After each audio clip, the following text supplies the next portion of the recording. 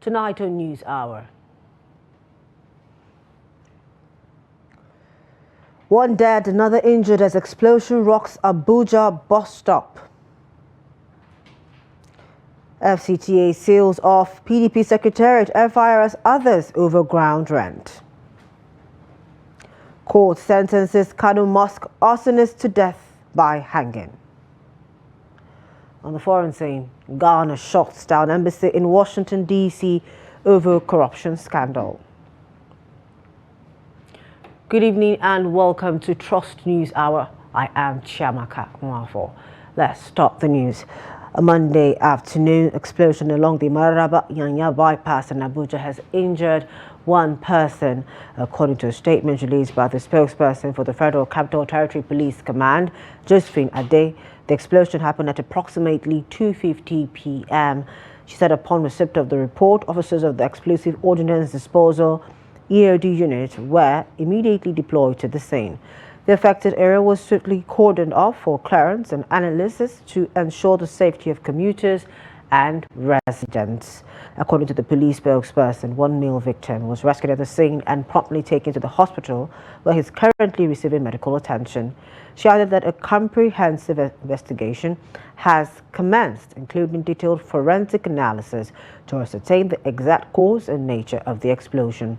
Meanwhile, authorities of the Nigerian Army on Monday allayed the fear of residents of the Federal Capital Territory over an explosion that took place. The Army specifically said the situation has been brought under control, adding that there is no cause for alarm. Reacting on its official X handle, the Army said the situation is under control.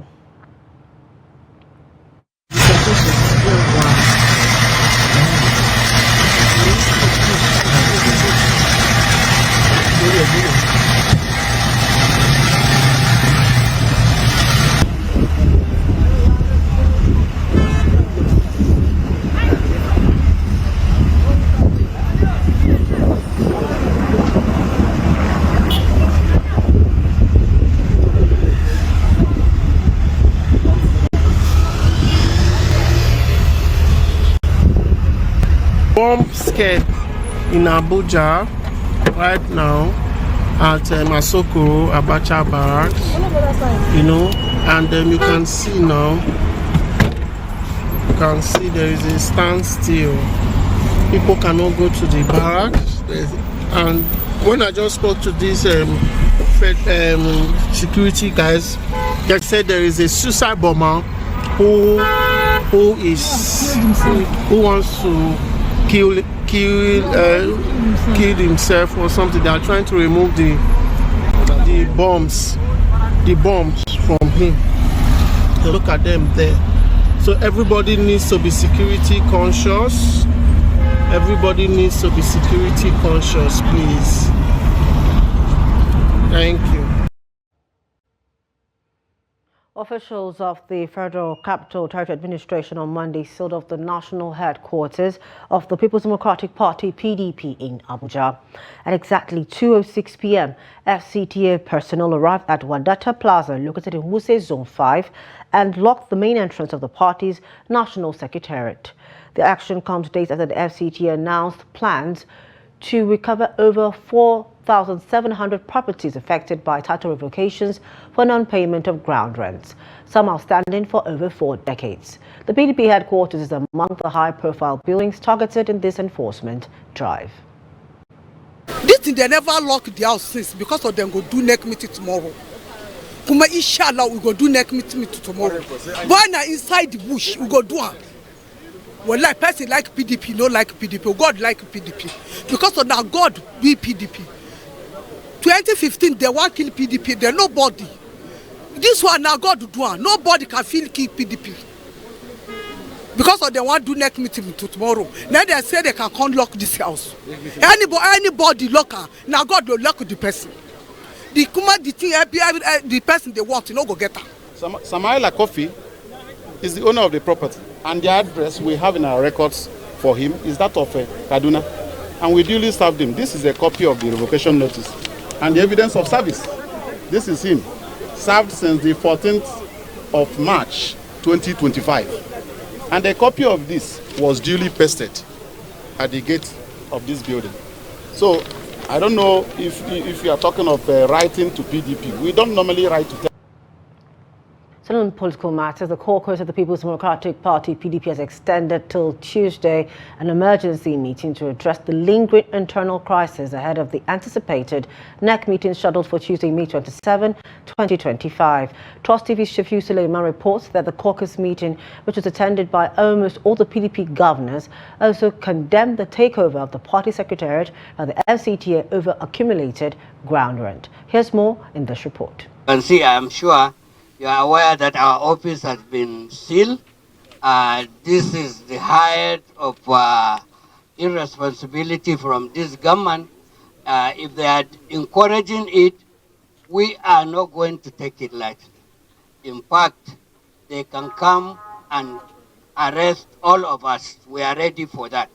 But we condemn this in totality, and is the highest sense of irresponsibility, and we will not tolerate it. They are trying to mar democracy. The caucus meeting of the People's Democratic Party, which held here behind closed door, was just postponed till tomorrow, Tuesday, for continuation. The briefing, by the acting national chairman of the party, Ambassador Eliada Magun, was not clear as to whether the scheduled NEC meeting of the party for tomorrow is going to hold. But one thing he said is that the caucus meeting will continue tomorrow, pending the resolution of some issues, or rather a committee was set up to come up with certain recommendations, which the meeting will now take a look at. One thing that the party was unanimous about is, of course, condemning the action of the FCTA that sealed its headquarters here in Abuja. They call it an act of irresponsibility that they are not going to tolerate. From Asokoro, venue for the meeting of the PDP caucus meeting, Shafiu Suleiman, Trust TV News.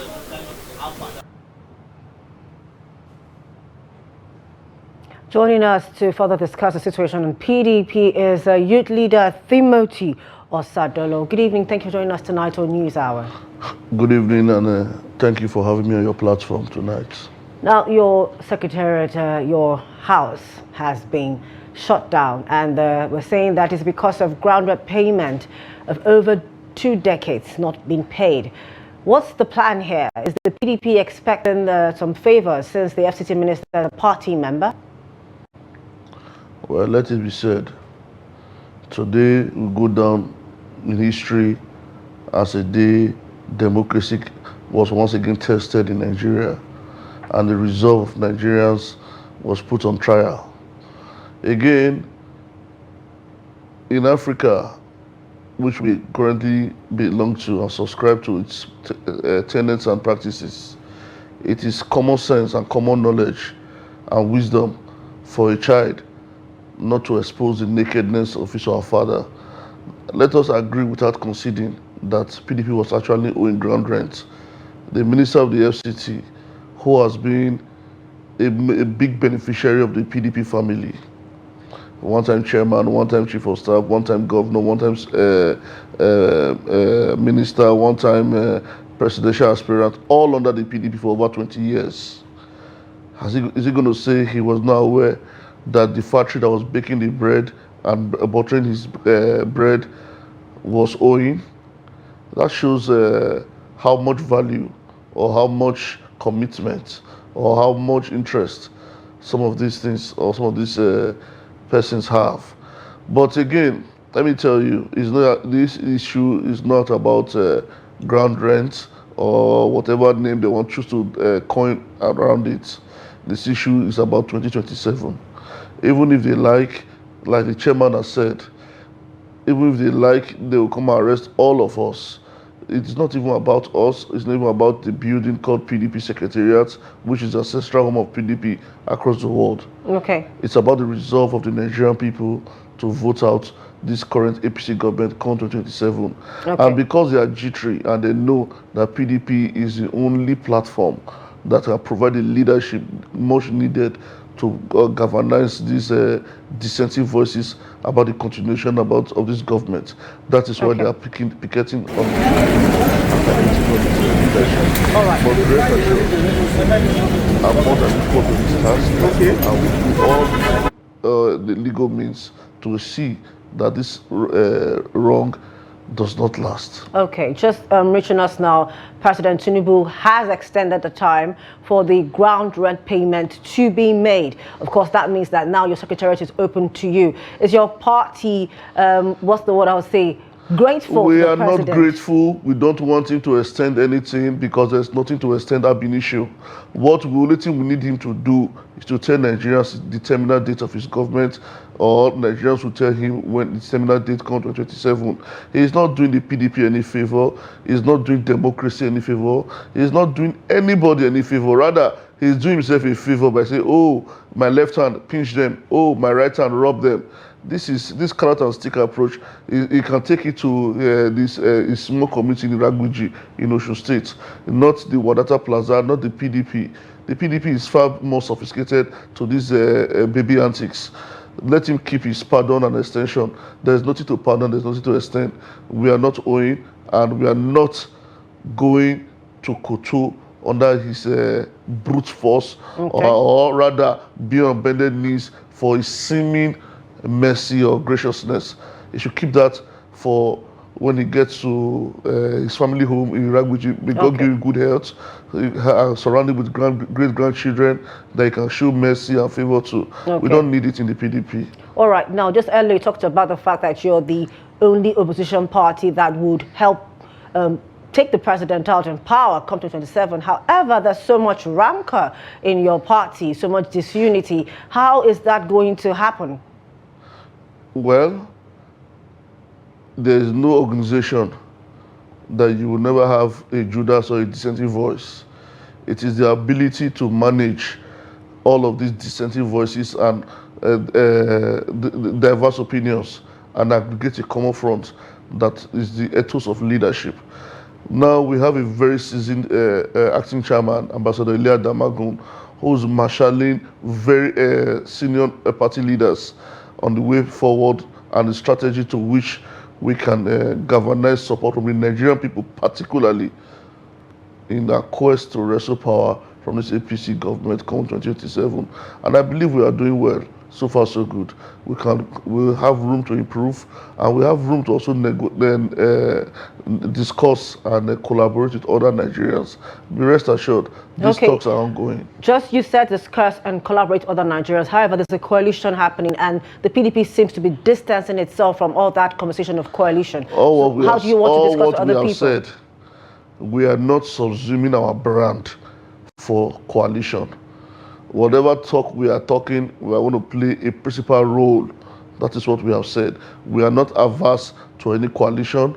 We welcome it, and we should lead it by right, being the only legacy party and the most sophisticated and the most spread party in this country. So it's a natural birthright that we cannot sidestep for anybody. Okay, just before we go, let's get this clarity. You say that the party isn't owing ground rent. How very sure are you about that? Because they wouldn't shut you down if you weren't owing. We have seen this government manufacture things before today. It is not new. So don't worry. What I would have loved personally is that we'll contest the receipt we have in the court of law, so that we will now see who was lying and who's not lying. The point is this: it is beyond politics. It is not beyond politics what is happening currently now. Sorry. What is happening now is just theatrics, political theatrics.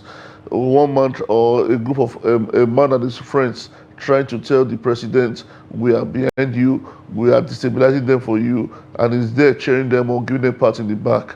And that is wrong. We will recall against in no distant time, no distant years ago, this same president was once an opposition governor. Nobody ran him out of government. Even when they killed Northerners in numbers and burned businesses in Lagos under his watch, President Olusegun Obasanjo never ran him out of government. The highest they did was when he created the LCDAs and they seized their allocation to the states.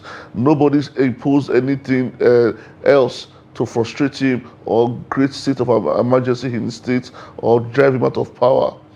You see, Okay. There's a day called tomorrow in politics, and that is what I want all political players to keep in mind. Okay. Today, the fan that blows you here can swing to the next direction and blow. All right. Thank you so much, Theimoti Osado, youth leader of the People's Democratic Party, for joining us tonight, sharing your insights and happenings in the People's Democratic Party. Thank you so much for having me. Now, the Federal Capital Territory Administration on Monday sealed the premises of Access Bank, the Federal Inland Revenue Service, FIRS, Ibro Hotel and Total Energy in Abuja as part of an aggressive enforcement to repossess over 4,700 properties revoked due to long-standing non-payment of ground rent. The enforcement, which began in the Wuse district, was led by the Director of Development Control, Mokhtar Galadima, and officials from the Department of Land Administration. The exercise followed a public notice by the FCTA vowing to reclaim all titles revoked over non-compliance with statutory obligations. The officials then moved to the headquarters of the National Agency for the Prohibition of Trafficking in Persons, NAPTIP, in Abuja, where they sealed the building. Speaking during the sealing of Total PLC, Galadima noted that the Total PLC property had accumulated over 10 years of unpaid ground rent, leading to its revocation in March 2025. Yeah, just like we briefed you last Friday, the FCT administration would commence the taking of possession of the 4,794 properties revoked for non-payment of ground rent. And we started this morning.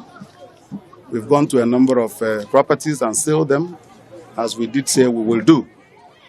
We are now at Wadata Plaza, where the PDP is occupying. That's the property belonging to Senator Samaila Maman Kofi that the PDP is occupying. I think this is the 9th or 10th site that we visited today and that we are sealing.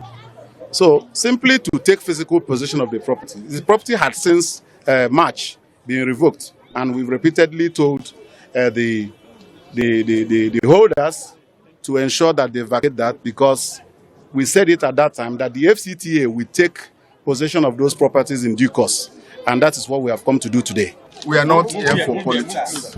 If you are talking about if you are talking about political witch hunt, we have been to Ibro Hotel, we have been to Access Bank, we have been to FRS, we have been to Total Filling Station, Total Petrol Station.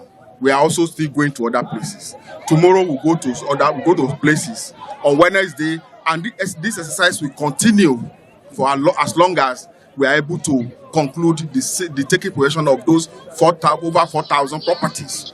So are we also going to say all those ones that I mentioned are for politics? More so, this place is not owned by the PDP.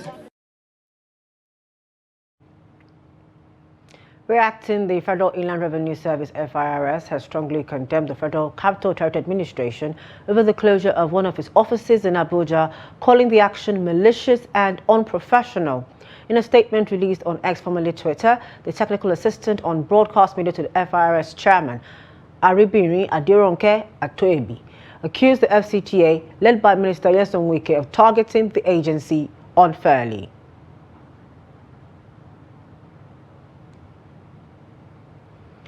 More than 20 people, including a 2-year-old child, have been killed in a series of fresh attacks in Aondana and other communities in Gwel, West Local Government area of Benue State. The chairman of the council, Tursa Victor, confirmed the incident in an emotional video, decrying the persistent violence and the inaction of the federal government. Tursa revealed that the attacks occurred in multiple villages, including Tewa Biana, which is close to a military base. Despite this, he said, there was no response from security forces during the carnage. He decried the killing of entire families, citing the burial of a father and his 2 adult sons in Tewabiana just a day before. Visibly distraught, the chairman said the psychological toll of the violence was becoming unbearable. I mean, they don't have the mandate to engage these people. That it is only the federal government that can give them the mandate to engage these people. So my people should be killed. My people should die all before government will talk about this. What is the meaning of this? Yesterday I buried 5 people, a father and 2 of his sons of over 40, 50 years in Tewabian, very close to a military base. What is the meaning of this? If they cannot help me, maybe I'll leave this position as chairman and let it continue the way it is. I don't care about being a chairman of a local government of the people that are all killed. What is the meaning of this? Look at the child of 2 years old, butchered with cutlass. How many people? We're talking of no less than 20 people that were killed in Aondana village. Residents of 6 communities in Kacha local government area of Kaduna State are living in fear following the emergence of a suspected terrorist group identified as the Lakrawa faction. The affected communities include Amale, Gidon Danfulani, Bakingaruma, Legede Gidon London, amongst others. A community leader who spoke anonymously for security reasons confirmed that the armed group set up camp 2 weeks ago along the Nario River, which links to Kateri on the Abuja-Kaduna highway. He said the terrorists arrived in large numbers on motorcycles through Regional Village and were received by bandits already camped along the riverbank. Following the development, many residents have fled their homes for fear of possible abductions. As at the time of this report, the Kaduna State Police Command has yet to issue an official statement.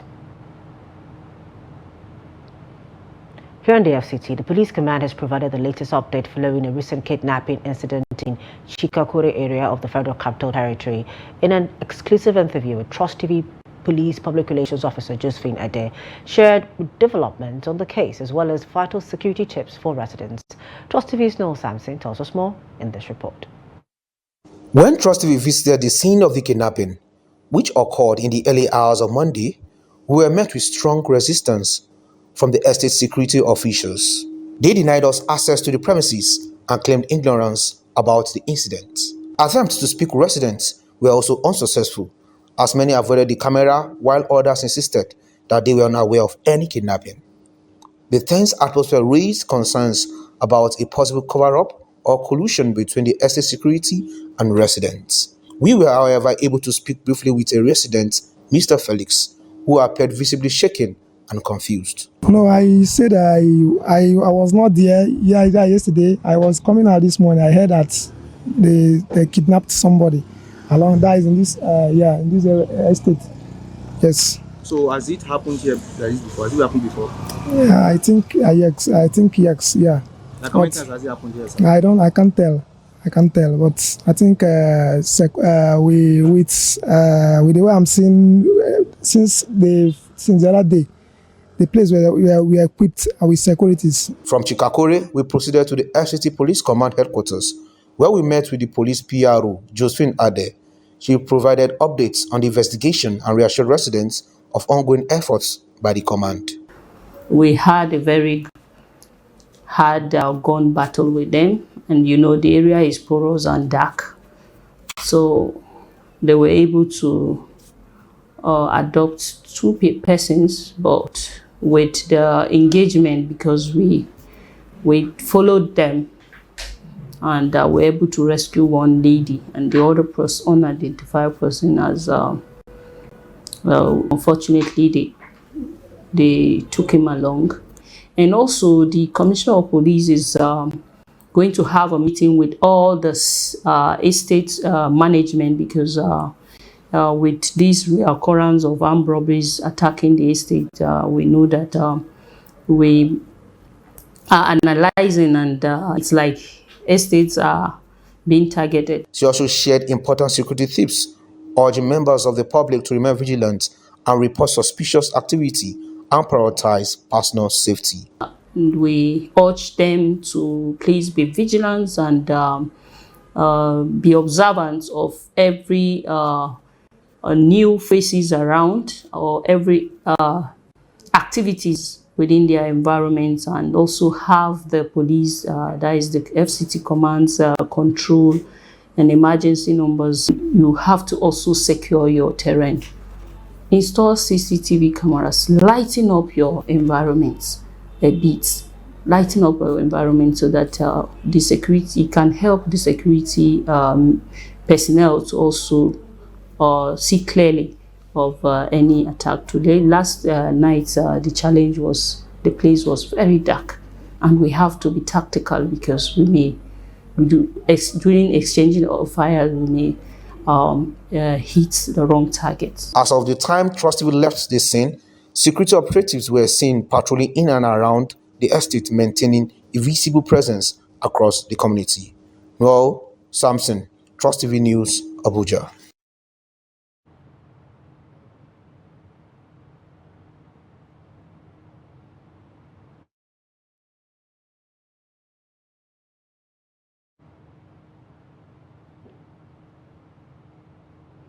An upper Sharia court in Kano has sentenced Shafiu Abubakar to death by hanging for setting a mosque on fire during early morning prayers in Kaduna village, Gizawa local government area of the state.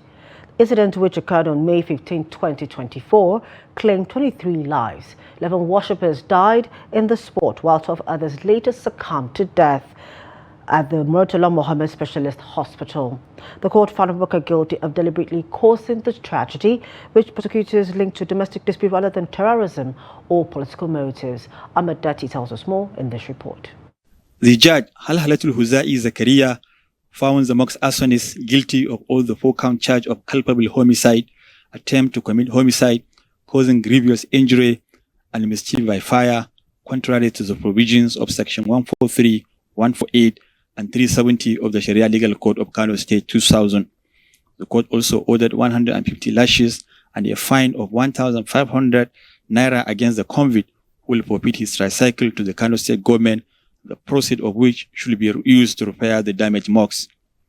The prosecution presented 7 witnesses, including Abdulaziz Yahaya, the village head of Garden, and ASP Abdullah Hisajo Adamawa, a police officer attached to the Geza police station. The court, however, discountenanced the testimonies of 5 witnesses. We are very much satisfied with the judgment of this Honorable Court, Upper Sharia Court Region Zaki, because at least we have paraded 4 reliable witnesses, out of which court accepted 2 witnesses. And under Islamic law, the minimum requirement or the minimum witnesses to at least to confirm the guilt of the accused person, where he is or he was charged with the offense of culpable homicide, are 2. And at least we have 2, apart from other documentary evidences which we have tendered, and they are all admitted in evidence. So at least we are very much satisfied, even though we have our own reservation with regard to some other witnesses. But at least we are very, very much okay with the judgment of the court, because at least the highest punishment is for the accused person to be sentenced to death, and the court sentenced him to death by hanging. Counsel for the convict pleaded with the court to transfer him to the Kurumawa Correctional Facility. The reason he doesn't want to stay at that prison is that he has spent a long time there, close to 1 year, so he just wants a change. There is no problem, it's just that there are less inmates in the prison he requested. The judge, relying on Section 395, subsection 2b of the Administration of Criminal Justice Law of Kano State 2019, and other authorities in the Maliki School of Law, says the sentence should serve as justice to the victims of the crime. Ahmed Dati, Trust TV News, Kano. We are still on 2 News Hour on Trust TV. After the break, Speaker Abbas withdraws mandatory voting bill amid controversy. More when we return. Please do stay with us. Welcome back. Thank you for staying with us. Now, a recap of our top stories. We told you that 1 dead, another injured as explosion rocks Abuja bus stop. We also told you that the FCTA seals off PDP Secretariat, FIRS, others over ground rent. Circling back to our earlier story on the Abuja bomb blast situation, joining us to give us more insight is security expert from Kaduna, Muhammad Ali. Good evening. Thank you for joining us tonight on the News Hour. Good evening. How are you? Fine, thank you. So a situation took place today in Abuja. What does this portend for us residents, or rather for the residents of the FCT? Well, war and commerce are 2 different means of arriving at the same aim, which is to possess what is required. The Maraba Yanyan bomb blast today, it's really shocking, and it calls for a sit-up on all our security agencies, because if we cast our minds back to 2014, this was what actually happened when hundreds of people lost their lives. A commission of inquiry was set up to investigate the causes or the forces behind the Yanyan bomb blast in 2014. Up to this time as we speak, nobody has seen the result, nor was anybody punished. So this poses a lot of challenge, and the authorities in FCT need to sit up.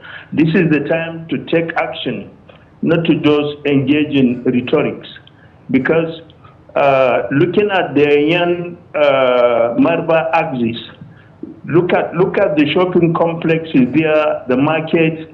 The place is too congested, and for anybody who wants to actually run down the government, that is a very fertile ground for he or she to operate in order to destroy lives and also property. So there should be a very strong synergy between all the security forces operating within the Federal Capital Territory, and of course the Nasarawa state government. The services in Nasarawa state should also join hands, because the Yanyan and Maraba is just a gateway into Abuja, and of course they belong to Nasarawa state. So there should be a synergy between all these services, both in the FCT and Nasarawa state, so that we'll nip in the bud elements that are engaged in these acts of terrorism, because it is not something that should be waved by just the wave of the hand. We have to go deep down and investigate who is doing what and why, in order to really nip it in the bud. And at the same time, anybody found wanting, he or she must be punished, because punishment is supposed to serve as a deterrent for anybody intending to commit offense. But where people do things and they get away with it, certainly we're encouraging other criminals to do as they wish. So what we need actually to stop this is to ensure that whoever is found wanting, he or she is really made to face the wrath of the law. But where people are shielded from facing, allowing the long reach of the law to reach them, certainly people will continue to commit atrocities. And this is, I think, the time that we should call a spade a spade. Okay, all right. So let's talk about what could lead to this situation about somebody bringing themselves out there to wear vests and come and bump themselves up right now in this country. Well, there is a lot of discontent, you see, amongst the citizenry. People are, in all honesty, living from pocket to mouth. Things are very difficult to come by. So there can be so many reasons: economic, political, and social. So government needs to sit up and do something, particularly to address the social and economic issues that the citizenry is being confronted with. If that is done, certainly we'll begin to see a change in attitude and a change in the way things are being done. And thirdly, government should concentrate on governance and stop politicking, because the year 2027 is still 2 years ago. So it is too early to start talking about 2027, who becomes president, or who contests or who does not contest. Let's concentrate on governance and ensure that the right thing is done for the citizenry. This, I think, will go a long way in reducing the hardship people are being faced with. And this also is sort of portraying to us the discontent within the citizenry. So by the time, since this has started, then the earlier government do something about it, the better. Okay, all right. Thank you so much, Mohammed Ali, Secretary Expert, for joining us tonight, giving us insights on the Abuja bomb explosion. Thank you for having me.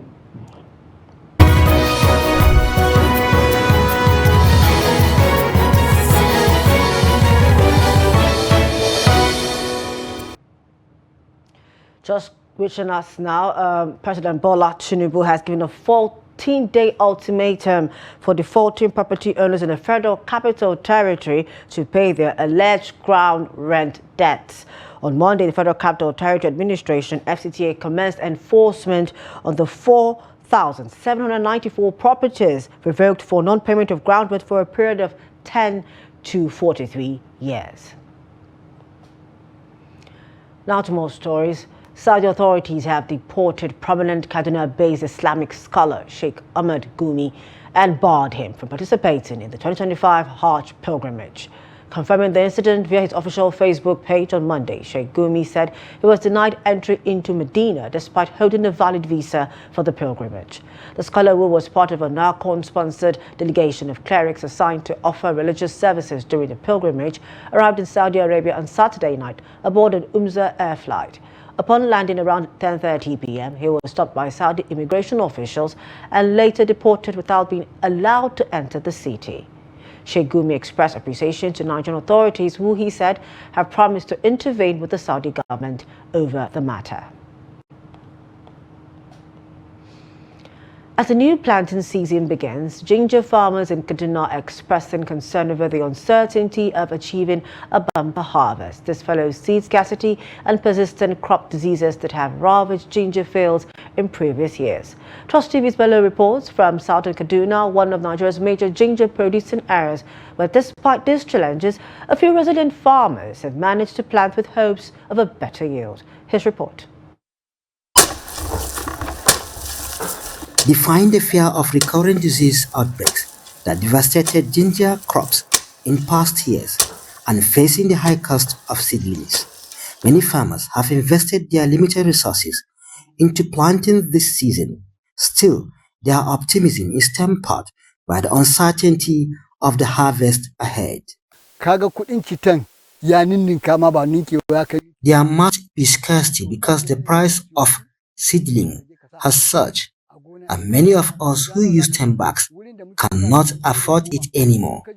Besides, we are not certain whether the seedlings are good or not.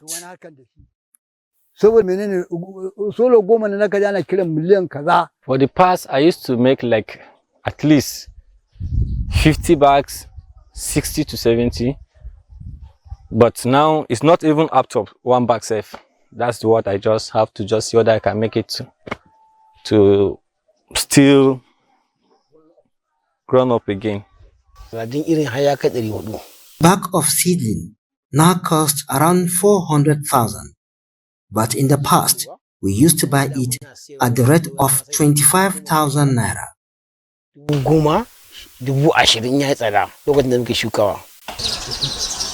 During previous outbreaks, over 2,500 hectares of ginger farms across 7 local government areas in Kaduna State were affected, resulting in widespread losses. But disease isn't their only concern. Farmers also report that thieves invade their farms at night, stealing produce and compounding their losses.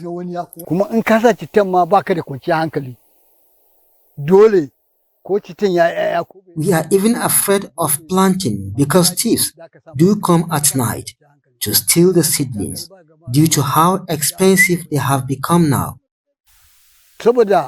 So one has to deploy local vigilantes to guard the farm.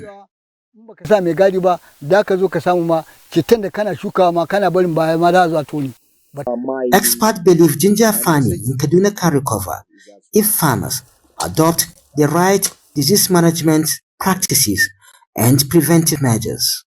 For us to attain success in this year's production now, everybody has to be on the outlook, okay? We have to be on the watch for this disease. One is that the preventive disease, which is the soaking of the seed in a fungicide before planting. And then after that, also we have to observe certain things, which are maybe preventive measures. That is use of maybe clean or disease-free implement, avoid unnecessary visits to the farms, and then scouting for this disease. So in case of any suspected outlook or in form of outbreak now, they should be called immediately. That is, they should be rooked immediately, which is the removal of disease plants. In 2023, an outbreak of fungal pathogens led to the destruction of ginger crops worth billions of naira in southern Kaduna. The scars from that loss remain fresh in the minds of many farmers, even as they sow new seed in hope. From southern Kaduna, in Kaduna State, Bello Musa reporting for Trust TV News. The Speaker of the House of Representatives, Abbas Tajuddin, has withdrawn the controversial compulsory voting bill following widespread criticism and consultations with key stakeholders. In a statement on Monday, his special advisor on media and publicity, Musa Abdullahi Krishi, said the bill, which was co-sponsored by Representative Daniel Adama Agoas, was initially meant to boost civic engagement and encourage voter turnout. Speaker Abbas, however, said that while the intention was to strengthen democracy, any reform must also respect public sentiment and individual freedoms. He said going forward he would pursue innovative, voluntary strategies to encourage electoral participation without compulsion, adding that lawmaking must ultimately reflect the will of the people.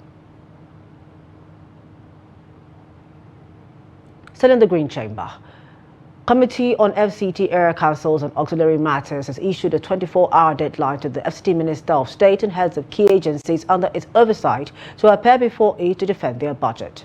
This follows their failure to appear for a critical 2025 budget defense session. The report. It was a tense atmosphere at the National Assembly on Monday as members of the House Committee on FCT Area Councils expressed deep frustration over the absence of top FCT officials at the scheduled budget defense meeting. Out of 14 invited agencies, only 3 showed up. The Minister of State and the other agencies, about 11 of them not turning up for today's budgetary session. Only 3 out of the 14 agencies turned up today for this budget session. The committee chairman did not mince words, stating that the former invitations had been sent and the expectations were clear. He issued a 24-hour ultimatum, warning that if the minister and other agencies fail to appear by 4 p.m. on Tuesday, May 27th, the committee will not hesitate to invoke its legislative powers. How do you expect this committee to conclude our work and recommend to the House? It means that Mr. President has to take some further steps to ensure that those his appointees who are handling some of these very important assignments with levity be directed to wake up to their responsibilities. Lawmakers says this is the final warning, vowing that any further delays will attract full legislative sanctions. And every officer is expected to perform according to the laws. It's a violation of the law and a violation of the ethics of the public service. Therefore, I need us, while condemning these acts, I need us as a listening house to also issue an ultimatum and ask that this minister and the agencies appear. From the National Assembly, it's clear the House is taking a hard line on official not honoring invitations, a situation many see as a affront on the House. In business, Justice James Omotosho of the Federal High Court Abuja has fixed July 4 for judgment to determine the legality of the Nigerian Interbank Settlement System PLC's management of the bank verification number BVN database, said to be in line with the Central Bank of Nigeria Act and other relevant banking laws. The judge fixed the date after listening to representatives of NIBS and the Central Bank of Nigeria, Messrs. Babatunde Ige and Kofo Abdusalam Alada. At the day's proceedings, counsel to the NIBS, Ige, urged the court to uphold his client's reliefs. In his court filings, Ige asked the court to hold that NIBS's management of the BVN database is statutorily authorized, constitutionally justified, and essential for maintaining the stability and security of Nigeria's financial system. He submitted that the power of the Apex Financial System Regulator to issue directives on BVN development is derived from the provisions of the Central Bank of Nigeria Act 2007 and the Banks and Other Financial Institutions Act 2020. The council concluded by asking the court to consider the importance of the BVN framework and its operationalization by NIBS in affirming that the plaintiff has the power to maintain the BVN database in Nigeria. European stock markets rallied on Monday after U.S. President Donald Trump delayed 50% tariffs on the European Union until July 9 to give more time for negotiations. Trump set the markets into a tailspin again on Friday when he threatened to hit EU goods with the huge tariff from June 1, as talks were going nowhere. Along with that threat, he warned that he would hit smartphone makers with 25% tariffs if they did not make their handsets in the United States. Trump provided some relief Sunday by saying he was putting off the EU tariffs until July 9 after a very nice call with European Commission President Ursula von der Leyen, adding that officials will rapidly get together and see if they can work something out. Von der Leyen vowed to move swiftly to reach a deal. The Paris CAC 40 index was up 1.2% in midday deals, while the Frankfurt index gained 1.7%. London and Wall Street were closed for holidays, but U.S. futures were higher while Asia struggled. Away from Nigeria, Ghana's Minister for Foreign Affairs Samuel Oketuzeto Abalkwa has announced the temporary closure of its embassy in Washington, D.C., following allegations of widespread corruption and abuse of office at the diplomatic mission. Abalkwa, who disclosed the decision on Monday, explained that the closure is part of efforts to finalize the ongoing restructuring and systems overhaul. After a special audit team uncovered the long-running fraudulent scheme at the embassy, he described the move as regrettable but necessary to restore integrity and accountability to Ghana's diplomatic operations. At the center of the scandal is Fred Kwarteng, a locally recruited IT staff member employed in August of 2017, who admitted to creating an unauthorized link on the embassy's website. This link redirected visa and passport applicants to his private firm, Ghana Travel Consultants GTC, where they were charged unapproved fees ranging from $29.75 to $60. These payments, which were not sanctioned by the Ministry or Parliament under the Fees and Charges Act, went directly into Kwarteng's personal account. Investigations suggest the scheme had operated undetected for at least 5 years. The matter has been referred to the Attorney General for possible prosecution and the recovery of misappropriated funds. Over in Uganda, the country has officially suspended all military cooperation with Germany, accusing German Ambassador Matthias Serscher of engaging in subversive activities and supporting anti-government groups. The Uganda People's Defense Forces made the announcement following intelligence reports marking a sharp escalation in the diplomatic tensions. The UPDF claims Ambassador was involved with so-called negative and traitorous elements within Uganda. Allegations that stem from a private meeting with President Museveni's brother. During that meeting, Matthias reportedly criticized the online behavior of General Muhoozi Kainerugaba, Museveni's son and army chief. Germany, which is yet to respond publicly, has long supported Uganda with military logistics and technical assistance. Bilateral trade between the two nations reached over $335 million in 2023. However, this sudden fallout threatens a decades-long partnership and underscores growing international unease about Uganda's political environment ahead of its 2026 presidential elections. It's time for Sports Update with Kabiru Lawa.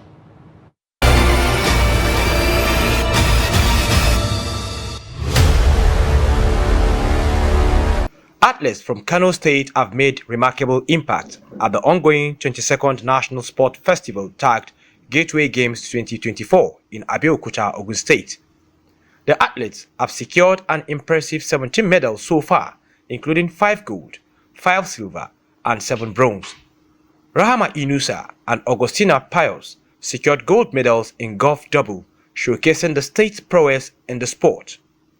In weightlifting, Lucy Orobosa won gold 109 kg category, adding to Kano's impressive medal rally. In Dembe traditional boxing, Alassane claimed gold in the 65 kg category, while Yermaige and Achikolun secured gold in 55 kg and 75 kg categories respectively. In the ongoing judo matches, Mohamed Salisu, Rita, and Naomi have advanced to the semi-finals in their respective weight categories. Ibrahim Umar Fage, chairman of the Kano State Sports Commission, expressed gratitude to the athletes, coaches, and the state government for their support. Still on sport news, Nigerian proposed international friendly against Russia remains uncertain, as the Super Eagles media officer revealed that discussions are still at the administrative level. Russia recently announced plans to face Nigeria in an international friendly, despite its ongoing FIFA ban from participating in any international match organized by a World Football Body or any international competition. This has sparked mixed reactions among Nigerian football faithful, who wish to know if the Nigerian Football Federation will accept the friendly. The uncertainty surrounding the fixture has raised questions as Russia remains excluded from FIFA and UEFA competitions due to geopolitical sanctions. That's sport news. I am Kabir Lawal. And that brings to wrap the end of News Hour tonight. For more of our news, programs, and documentaries, do want to follow us on our social media platforms and our YouTube live stream. I am Chiamaka Nwafor. Thank you for joining us tonight. Good night.